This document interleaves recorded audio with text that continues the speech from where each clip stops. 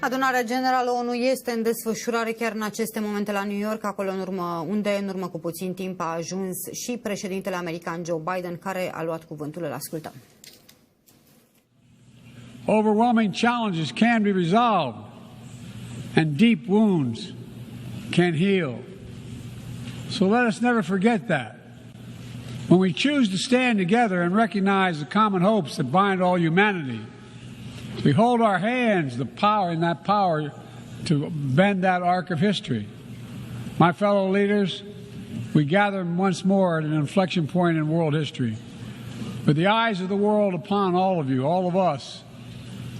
As President of the United States, I understand the duty my country has to lead in this critical moment, to work with countries in every region, linking them in common cause, to join together with partners who share a common vision of the future of the world, where our children do not go hungry and everyone has access to quality health care, where workers are empowered and our environment is protected, where entrepreneurs and innovators everywhere can access opportunity everywhere, where conflicts are resolved peacefully and countries can chart their own course.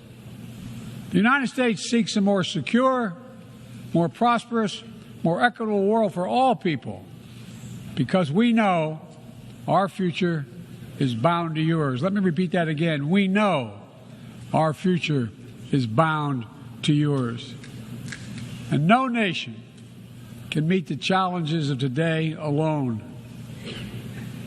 The generations that preceded us organized this body, the United Nations, and built international financial institutions and multilateral and regional bodies to help take on the challenges of their time. It wasn't always perfect, but working together, the world made some remarkable and undeniable progress that improved the lives of all people. We avoided the renewal of global conflict while lifting more than 1 billion people out of extreme poverty.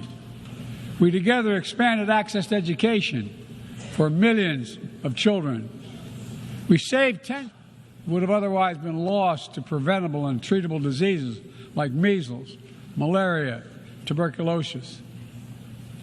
HIV/AIDS infections and deaths plummeted, in no small part because of PEPFAR's work in more than 55 countries, saving more than 25 million lives.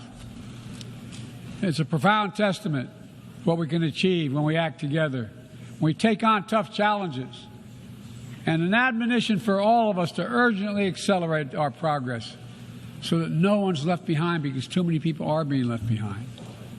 The institutions we built together at the end of the Second World War are an enduring bedrock of our progress, and the United States is committed to sustaining them. And this year, we're proud to rejoin UNESCO. We also recognize that to meet the new challenges of our decades-old institutions and approaches, they must be updated to keep peace with the world. We have to bring in more leadership and capability that exists everywhere, especially from regions that have not always been fully included. We have to grapple with the challenges that are more connected and more complex.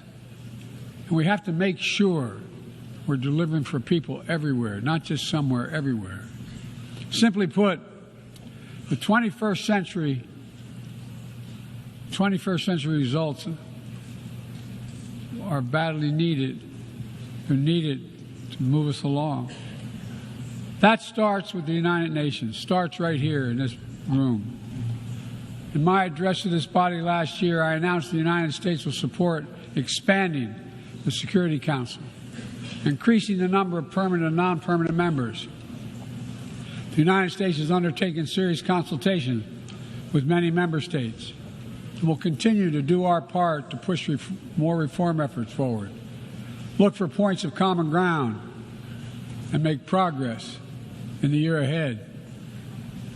We need to be able to break the gridlock that too often stymies progress and blocks consensus on the Council. We need more voices, more perspectives at the table. The United Nations must continue to preserve peace, prevent conflict, and alleviate human suffering. And we embrace nations stepping up to lead new ways and to seek new breakthroughs on hard issues. For example, on Haiti, the Caribbean community is facilitating a dialogue among Haitian society. I thank President Ruto of Kenya, I thank him for his willingness to serve as the lead nation of a UN-backed security support mission. I call on the Security Council to authorize this mission now. The people of Haiti cannot wait much longer.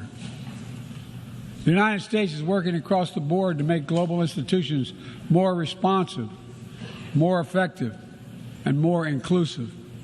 For example, we've taken significant steps to reform and scale up the World Bank. Președintele american Joe Biden de la pupitrul Adunării Generale ONU de la New York: știm că destinul nostru este legat de al vostru, a spus el în urmă cu puțin timp, și susține că America joacă un rol esențial și înțelege că joacă acest rol esențial în evenimentele în desfășurare. Îl invit să analizăm împreună discursul președintelui american pe Miroslav Tașcu-Stavre, expert și analist de politică externă. Bine v-am găsit, domnule Tașcu-Stavre. Aș remarca o anumită parte a discursului președintelui american în care acesta subliniază că Statele Unite insistă pentru extinderea Consiliului de Securitate ONU prin lărgirea numărului de scaune permanente, de membri permanenți ai acestui Consiliu de Securitate. Da, bună ziua, mulțumesc frumos pentru invitație. Aș începe chiar cu acest comentariu legat de o reformă importantă a modului în care funcționează Consiliul de Securitate al Națiunilor Unite.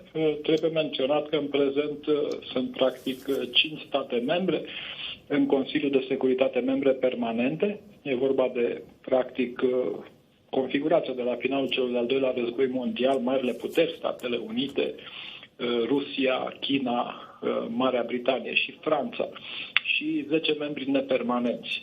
De altfel, discuția aceasta a fost deschisă încă de anul trecut și s-au făcut progrese diplomatice importante, fiind nevoie, sigur că da, și de acordul celorlalte state care au drept de veto în Consiliul de Securitate, e vorba în principal de Rusia și China.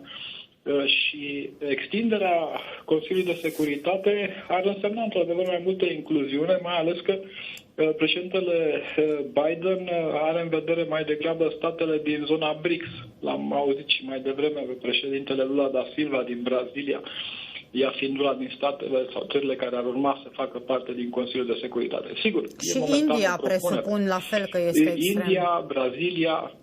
Deci vorbim de țări care capătă mai multă putere în lumea aceasta care se conturează una multipolară. Dar de la intenție până la certitudini mai sunt probabil niște pași importanți. E nevoie de o schimbare cumva a modului în care funcționează. Practic trebuie adnotată Carta Națiunilor Unite. Dar asta e într-adevăr sau va fi un subiect interesant nu doar pentru Adunarea Generală, care începe practic astăzi, ci și pentru discuțiile pentru viitor. Vă mulțumesc, domnule Tașcu-Stavre, pentru intervenție și analiză. Mulțumesc și eu.